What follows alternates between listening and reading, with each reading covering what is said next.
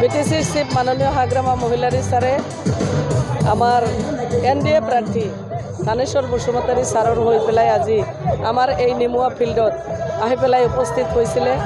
ইয়াতে আজি 40,000ৰো অধিক মানুহৰ সমাগম, সকলো জাতি জনগোষ্ঠীৰ মানুহ, ভাষা ভাষী, ধৰ্মাৱলম্বী মানুহ আহি পেলাই ইয়াতে উপস্থিত হৈছে।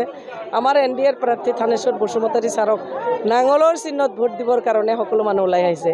নাঙলৰ চিহ্নত ভোট দি পেলাই বিপুল ভোটত জয়ী কৰাই হাগ্ৰামা মহিলাৰী ছাৰৰ হাত মজবুত কৰাৰ কাৰণে ইয়াতে উপস্থিত হৈছে আৰু বিপুল ভোটেৰে আমাৰ কেণ্ডিডেট আমাৰ থানেশ্বৰ বসুমতাৰী ছাৰ জয়ী হৈ পেলাই তেওঁ বিধানসভাৰ মজিয়ালৈ যোৱাটো খাটাং হৈ গৈছে। কি প্ৰভাৱ পৰিব মই বুজিয়ে নাপাওঁ। মানাহ সমষ্টিত তেওঁৰ কি আছে?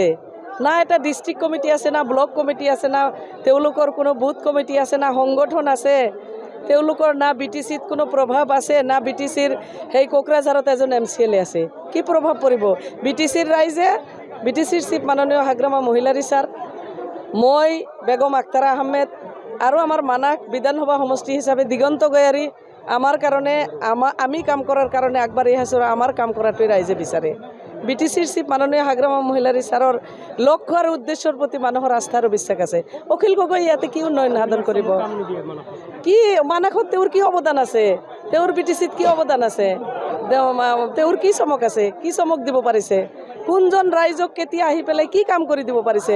এছাৰ লৈ যেতিয়া মানুহৰ মাজত এটা ত্ৰাসৰ সৃষ্টি হৈছিল, মইতো কোনোদিন দেখা নাপালোঁ অখিল গগৈ আহিছে। অকল এছাৰ নহয়, যেতিয়াই যিটো জাতিৰ ওপৰত বা জাতিৰ সন্মুখত, জাতিৰ মাজত যেতিয়া এটা বিপদ আপদ কিবা এটা বিসংগতিয়ে দেখা দিব, আমি থাকিম, আমাক পাব। মই আছোঁ, দিগন্ত গয়াৰী আছে, বিটিচিৰ চিফ মাননীয় হাগ্ৰামা মহিলাৰী ছাৰ আছে। মাটিৰ পাট্টা একেবাৰে ওপৰাই পেলাইছে আগতেই, আৰু এইবুলি তাতকৈ আৰু বেছি বেয়াকৈ ওপৰাই পেলাব। মাটিৰ পাট্টা প্ৰদান আমি কৰিম, অখিল গগৈয়ে কৰিব নোৱাৰে, কেনেকৈ পাৰিব? বিটিচিৰ চিফ মাননীয় হাগ্ৰামা মহিলাৰী ছাৰে আমাৰ এনডিএ প্ৰাৰ্থী থানেশ্বৰ বসুমতাৰী ছাৰৰ হৈ পেলাই আজি আমাৰ এই নিমুৱা ফিল্ডত আহি পেলাই উপস্থিত হৈছিলে। ইয়াতে আজি 40,000ৰো অধিক মানুহৰ সমাগম, সকলো জাতি জনগোষ্ঠীৰ মানুহ, ভাষা ভাষী, ধৰ্মাৱলম্বী মানুহ আহি পেলাই ইয়াতে উপস্থিত হৈছে। আমাৰ এনডিএৰ প্ৰাৰ্থী থানেশ্বৰ বসুমতাৰী ছাৰক নাঙলৰ চিহ্নত ভোট দিবৰ কাৰণে সকলো মানুহ ওলাই আহিছে। নাঙলৰ চিহ্নত ভোট দি পেলাই বিপুল ভোটত জয়ী কৰাই হাগ্ৰামা মহিলাৰী ছাৰৰ হাত মজবুত কৰাৰ কাৰণে ইয়াতে উপস্থিত হৈছে আৰু বিপুল ভোটেৰে আমাৰ কেণ্ডিডেট আমাৰ থানেশ্বৰ বসুমতাৰী ছাৰ জয়ী হৈ পেলাই তেওঁ বিধানসভাৰ মজিয়ালৈ যোৱাটো খাটাং হৈ গৈছে। কি প্ৰভাৱ পৰিব মই বুজিয়ে নাপাওঁ। মানাহ সমষ্টিত তেওঁৰ কি আছে?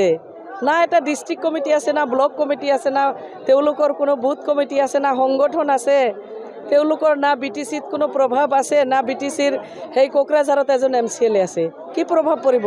বিটিচিৰ ৰাইজে, বিটিচিৰ চিফ মাননীয় হাগ্ৰামা মহিলাৰী ছাৰ, মই বেগম আখতাৰা আহমেদ আৰু আমাৰ মানাহ বিধানসভা সমষ্টি হিচাপে দিগন্ত গয়াৰী আমাৰ কাৰণে আমি কাম কৰাৰ কাৰণে আগবাঢ়ি আহিছোঁ। আমাৰ কাম কৰাটোৱে ৰাইজে বিচাৰে।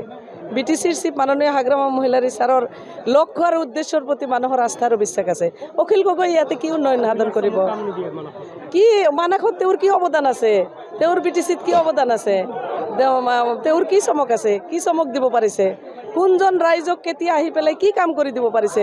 এছাৰ লৈ যেতিয়া মানুহৰ মাজত এটা ত্ৰাসৰ সৃষ্টি হৈছিল, মইতো কোনোদিন দেখা নাপালোঁ অখিল গগৈ আহিছে। অকল এছাৰ নহয়, যেতিয়াই যিটো জাতিৰ ওপৰত বা জাতিৰ সন্মুখত, জাতিৰ মাজত যেতিয়া এটা বিপদ আপদ কিবা এটা বিসংগতিয়ে দেখা দিব, আমি থাকিম, আমাক পাব। মই আছোঁ, দিগন্ত গয়াৰী আছে, বিটিচিৰ চিফ মাননীয় হাগ্ৰামা মহিলাৰী ছাৰ আছে। মাটিৰ পাট্টা একেবাৰে ওপৰাই পেলাইছে আগতেই, আৰু এইবুলি তাতকৈ আৰু বেছি বেয়াকৈ ওপৰাই পেলাব। মাটিৰ পাট্টা প্ৰদান আমি কৰিম, অখিল গগৈয়ে কৰিব নোৱাৰে, কেনেকৈ পাৰিব?